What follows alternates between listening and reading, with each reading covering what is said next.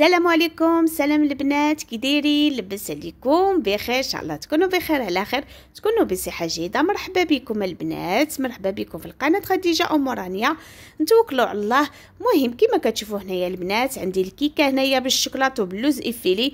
غدا كما قلت لكم في العنوان كيكه دو فاس، يعني بجوج جوايه، جهه كما كتشوفوا هنايا هكا والجهه الاخرى باللوز افيلي، يعني كيف ما بغيتي تحطيها. مهم ندوزو المقادير كما كتشوفوا هنايا عندي 3 ديال البيضات، وغادا نضيف كاس ديال السكر، وغنضيف المهم هنايا كما قلت لكم ديال اللبن. هنا بغيتو ديروا دانون غديروا دانون، ما بغيتوش ديروه ما ديروش، غير انا كيعجبني دانون باللبن. بالحق باللبن بلا اللبن كيعجبني ديك النكهه ديال البنان، كتعجبني بزاف بزاف. هذاكشي علاش هنايا اضطريت انني بغيت ندير دانون ديال البنان.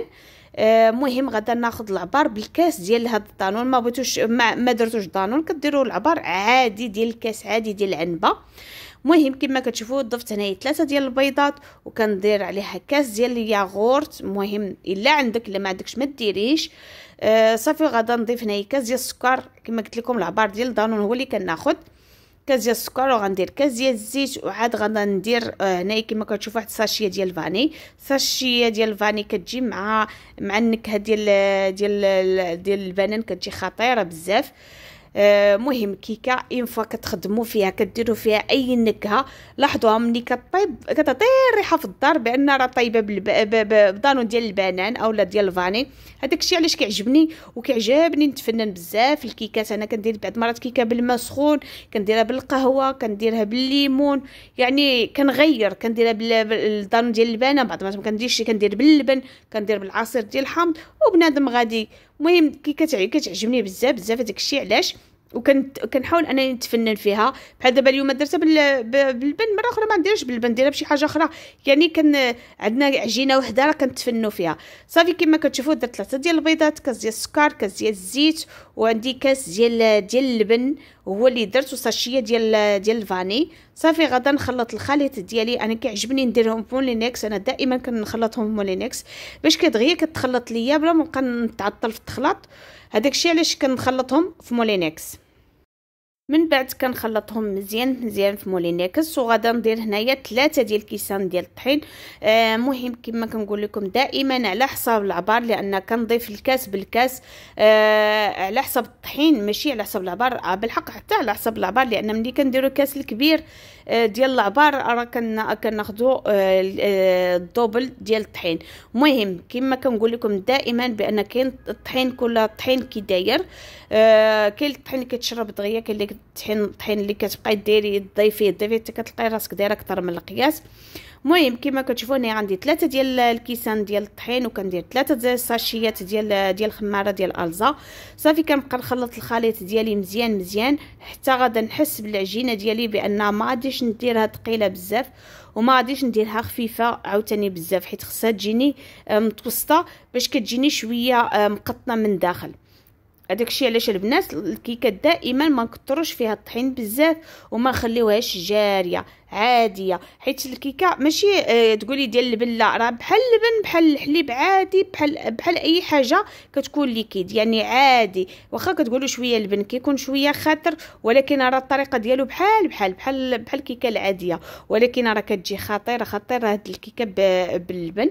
انا بزاف د الحوايج كنصاوبهم باللبن، ماشي غنقول لكم غير كيكه. كاين بسبوسه، كاين الحرشه. دابا نشارك معكم واحد الحرشه باللبن كتجي زوينه بزاف. ومهم اللبن كيكون عندنا خصوصا في اليوم نهار الجمعه كنكونوا كناكلوا كسكسو، كنجيبوا معنا كنجيبوا ضروري اللبن وكيشيط. ملي كيشيط راه ضروري ما نخدموا به بزاف د الحوايج، ماشي غيبقى غير نشربوه ضروري ما كنستافدوا منه. المهم دابا نشارك معكم واحد الطريقه ديالو ديال الحرشه كتجي زوينه بهذاك اللبن. المهم البنات كما كتشوفوا من بعد ما كنضيف الطحين على حسب الخليط، كنحس بالعجينه ديالي شويه ثقيله. المهم نتوما كتشوفوا فيها راه بعينكم. المهم الفيديو راه شارح نفسه. كتجي شويه ثقيله وماشي خفيفه وماشي ثقيله بزاف، عينكم ميزانكم. صافي هادشي اللي كاين البنات. من بعد غدا نخويها هنايا في المول، غير المول اللي عندي كندهنو بالزيت بزاف، كندهنو مزيان اولا كندهنو بالزبده. غير هي الطريقه باش كدهني بالزيت احسن باش تشد لك هذيك اللوز ايفيلي. كما كتشوفوا هنايا من بعد ما دهنتها هنايا بالزيت وكندير له هنايا اللوزي فيلي باش يتلصق، عاد غادا نضيف الطحين من الفوق حيت انا خايفه المول لا يتلصق ليا ولا شي حاجه، داكشي علاش ضفت الطحين. ولكن الا كنتي متاكده بان المول ديالك ما كيتلصقش ما ديريش الطحين. كاين هذاك المولات ديال الطيفال وهذا دوك ما كيتلصقوش، ولكن المهم هذا المول عندي انا خفتو يتلصق، داكشي علاش ضفت اللوز هو الاول، لصقته الاول باش يبقى لاصق ليا على الكيك، وعاد درت فوق منه الطحين كما كتشوفوا هنايا. صافي من بعد ما مهم درت الطحين ودرت اللوز، صافي كما كتشوفوا راه اللوز شاد نفسه لاصق في الزيت يعني ما كيتحركش. صافي وكنضيف الطحين، كنحاول انني ندير الطحين مزيان داكشي علاش قلت لكم ما كنديرش الزبده، كيعجبني ندير الطحين باش يلصق ليا عليه اللوز.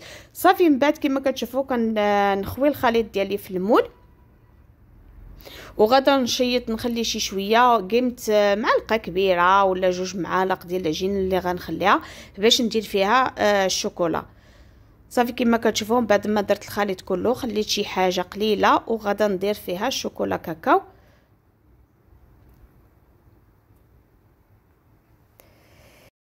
صافي من بعد كما كتشوفوا غندير هنايا البودره ديال الكاكاو. هنايا البنات كنت مشيت خديت الكاكاو من عند داك اللي كيبيع المواد ديال الحلويات، كان عطاني هذا، وكان من رجعت عنده واحد النهار خديت عاوتاني كاكاو عطاني داك الكاكاو شويه ماغو، ولكن هذاك ما صدقش زوين. علاش؟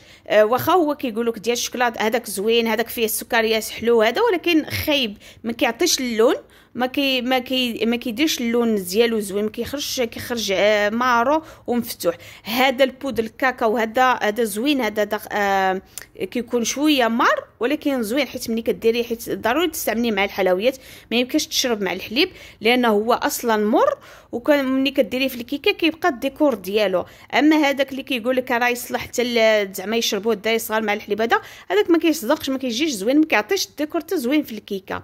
هذاك الشيء علاش البنات ديما خذوا الكاكاو هذا المر، ما تاخذوش هذاك اللي حلو. صافي من بعد كما كتشوفوا من بعد ما خلطت في ديك العجينه دوك 2 معالق كبار اللي خليت ديال العجينه درت فيهم هذاك الكاكاو المر. صافي كنخويها فوق العجين ديالي ديال الكيك. صافي كندير بحال هكا شويه بمعلقه باش كيجي زيكزاكي، ما كنحركوش بزاف غير شي شويه باش كيجيني زيكزاكي في العجينه. صافي من بعد ما دخلتها في الفران ديال 180 درجه. المهم انايا باش كنعرف كيكه طيبه كنشم ريحتها، كتعطي الريحه في الدار صافي راه طابت، الا ما عطاتش الريحه في الدار راه ما طابتش. صافي داكشي باش كنعرف الكيكه صراحه ما كنحل عليها لا والو، غنشم الريحه ديال الكيك صافي كنعرفها صافي راه طابت، خصها تحمر غير من الفوق. صافي ها هي البنات من بعد ما جبدتها كما كتشوفوا ما تلصقات ليا لا والو، انا خليتها حتى بردات. ها هي كما قلت لكم كيكه ديال الدوفاس، ها هي هنايا بلوز ايفيلي كتبان بحال ما فيها لا شوكولات لا والو، ومني كدوريها كتبان بان راها كلها شوكولا، بان فيها شوكولا الداخل 100%، وكتجي مقطنه بزاف، كتجي هذاك اللبن كيعاونها باش تقطن العجينه. شوفي كي كتجي زوينه بزاف وبنينه مع داك النكهه حتى ديك ديال البنان جا فيها زوين بزاف. المهم هذه الكيكه ديالي اليوميه كما كتشوفوها، كيكه باللبن 100% وبالنكهه ديال دانون ديال البنان حتى هو جا فيه خطير. وهنا كما قلت لكم كيكه دوفاس، يعني تقدري تحطيها بحال هكا بلوز ايفيلي اولا تحطيها بحال هكا بالشوكولات، يعني بلا ما تزوقي بلا ما ديري فوق منها كونفيتور ولا كوك لا والو، كتخليها بحال هكا. المنظر ديالها زوين والمنظر ديالها صراحه كتجيك العشق انك تاكليها. بغيتي تبدليها بحال هكا ما تخليهاش بالشوكولاته راه كتقلبي على اللوز ايفيلي. المهم كل واحد وشنو عجبو. المهم هذه الكيكه ديالي الكيكه اليوميه وكيكه باللبن كتجي خطيره وكما كيقولوا لها كيكه دوفاس. ومهم البنات شكرا لكم بزاف ومرحبا بكم.